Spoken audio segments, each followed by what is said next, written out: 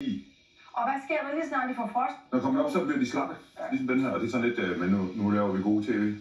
Så. Okay, så jeg faktisk, det er flot, at det lykkes dig alligevel. Det er det. Hvad skal vi have andet end os? Jamen, vi skal have, jeg kalder den her ret 2 ting af hver ting.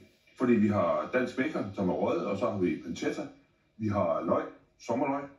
Og så på et tidspunkt, så har jeg også mine, og de står der, det er ramsløg. De er brillerne, og så har jeg nye danske kartofler. Fra hus og også fra Fyn. Og det skal vi have, og så sammen med lidt smør og lidt dild og ting og sager, så bliver det sådan en slags, nu får jeg til hjemme, men jeg kalder det aspargesflæsk. Ja. Sådan, fordi det, på Fyn, der laver det med æble og ting og sager, så gør jeg det der. Ej, hvor lækkert. Og så vil jeg godt lige fortælle lidt om aspargesene, fordi herovre har jeg taget de her, det er asparges, som giver lige sådan et knald, så de får det her lidt sorte smag, den marinadeeffekten. Så får man lidt ekstra smag. Uden fedtstof eller hvad? Uden fedtstof, bare på en tør pande, når den står og ruller, ikke? Og inden man gør det, så skal man ud, I har set det 1000 gange, med det der med, at man lige skræller lidt fra hovedet mod bund, bum, stille og roligt, så gør man det. Og så smider man på en tør pande. Man kan også gøre det, men jeg synes bare, du ved, det der, når man laver sådan en aspargesflæsk, så må man godt skabe ekstra smag, ikke? Hvorfor er det, den lige skal brankes godt uden? Jamen, det giver sådan lidt ekstra kant til tingene. Det er med godt lide, at man får sådan en lille overraskelse, når man spiser. Knækker jo lige af cirka en tommelfinger. Og så smider man op i her. Det der, det gemmer jeg altid, og det har jeg lært siden stod jeg. Så laver man lidt suppe eller funge det, og så kører man den over. Og så er der de grønne asparges her. Og der er simpelthen lige taget noget. Det er det ganske almindelige hyldblomstsaft, som man køber ned i brugsen. Bum. Op med dig. Okay. Og så kører jeg lige lidt peber på, og lidt salt. Hyldeblomst, det har jeg aldrig tænkt over. Nej, men det er der mange, der har, men den der kører hele tiden. Michelle. Ja, det er jo derfor, du er kok, og jeg altså. er. Og så kører jeg lige lidt citroner. Jeg bruger altid lige, det er de økocitroner, det skal man huske, økocitroner. Og det er skylder, ikke? Og så kommer der sådan en sky, der kommer med dernede i.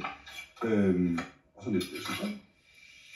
Og man kan sige, det der er bedst svært. Ja, men prøv at se, man kan også bare skære sin asparges, og så møje det hele sammen. Og så smager det ingenting, ikke? Men nu, men det er en god idé med det der hyldeblomst. Nu får de der lidt, fordi det er nemt ret, ikke? Nu får de der lidt smag.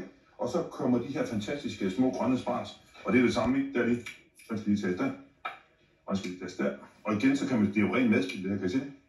Og så smider man dem op, og så lader man lige stå og hygge sig. Så kan jeg se, at de er hyldblomsten. Og så snitter jeg dem. Og når jeg så kommer, så skal vi jo stege det der bacon og ting, så kommer det op. Så det er super godt. Jeg elsker det her. Bare det her. Og det er muligt at få asparges, i hvert fald 4, hvis man vil det. Altså lige nu er de grønne nede lidt, fordi de har fået vippet, ikke? Så der kan man købe nogle andre, men det går ikke ret lang tid. De regner med 1. maj. Okay. Der kommer de både de hvide og de grønne, ikke? Hvad er du mest til? Er det de grønne eller de hvide? For der er jo... Er det rigtigt? Ja, elsker det hvide. Nå, jeg er til de grønne.